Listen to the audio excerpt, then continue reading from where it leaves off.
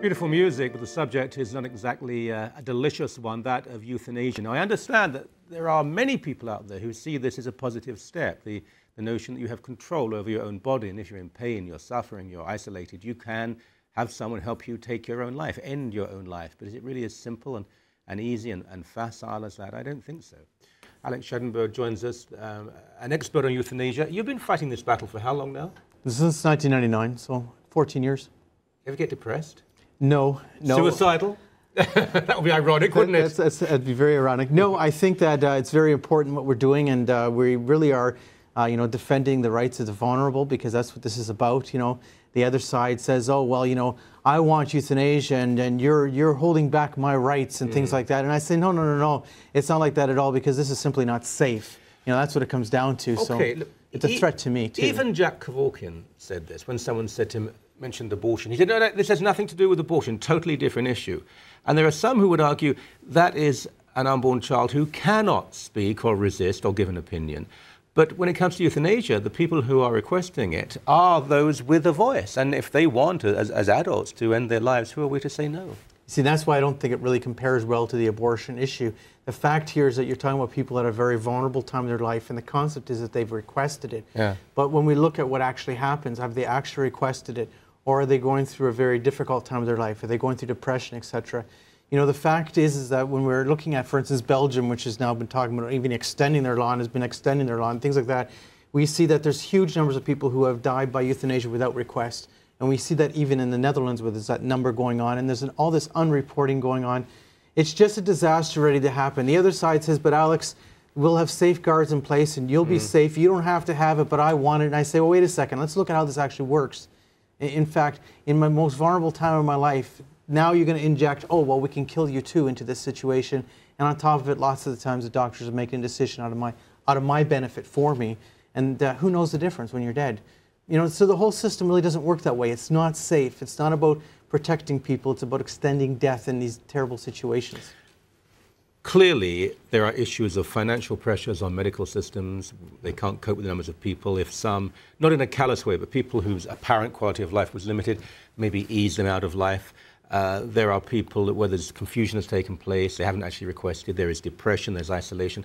But what of someone who is of clear mind, but they're suffering? They feel they have had a wonderful life, they're fairly elderly, there is no future for them, and they just feel it's enough. You'd still say no? Absolutely. The fact of it is we're talking about a societal decision now. It's not about suicide, which is an act that you would do to yourself, and I'm not saying suicide is the way to go. What I'm saying is that it's about a societal decision because somebody else is involved in the act.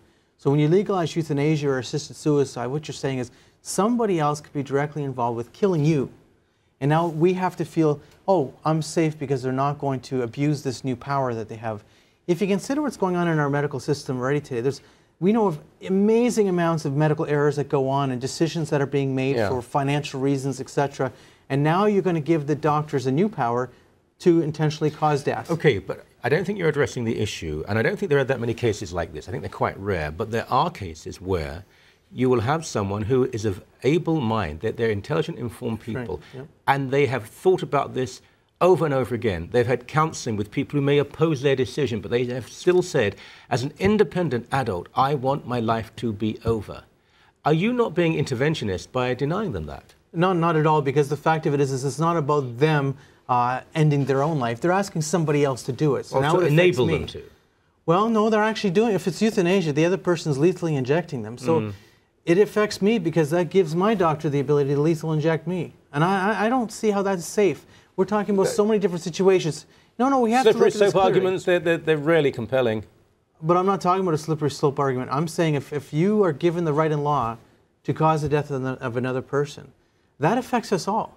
We all now are faced with that same question of who is going to make this decision in the end. And the fact is we're looking at human nature and how human nature is. And in other jurisdictions where it's been legal, you've seen a significant amount of abuse. So and then, for instance, recently I was in Belgium in November, and I was debating one of the leaders of the euthanasia movement, and he says, well, I admit there are problems with the Belgian euthanasia law. And I respond, well, that's cold comfort to the dead. Because there are a lot of dead people who never asked for it, and they're acknowledging, yeah, we have some problems. Very dangerous and difficult, impossible to predict the future, but in so many of these arguments that involve life issues, it seems to me that people on your side, even my side, we lose. Well, I think there's a problem in our culture with caring. And so when we're talking about a lot of these situations about people who are going through a very difficult time, there's a situation where they're not receiving the care they need. And in society, we're not just talking about medical care, we're also talking about the social support, the people actually caring for the other. You know, it's awfully difficult when you're going through very difficult circumstances also to be alone and lonely at the same time. And that's what we face in society more than anything else. So for the very, very, very few cases of somebody who is saying, I really want this, I'm of sound mind, and you get all these other people who are somewhat, how would you say, experiencing a rejection in society, or they're feeling abandoned, and now you're going to also then be putting euthanasia upon them. People going through depression, people going through mental illness and psychological pain. Let's think about this whole term of psychological pain. But you haven't answered my question. That it seems to me on most of these issues, life issues, people who have a more orthodox, conservative point of view, such as you and myself, we lose. 20 seconds, do we? I think in the end, there's no loss here. I think in the end we will win, because the fact of it is we come out talking about the equality of all human beings. Euthanasia should remain illegal because every human being is equal, and giving somebody else the right to. Do you think it will? Do you think if we have this show next year, the year after, it'll still be illegal? Well, that's what I'm trying to accomplish. All right, and good luck to you. Thank you very much indeed. Thank you.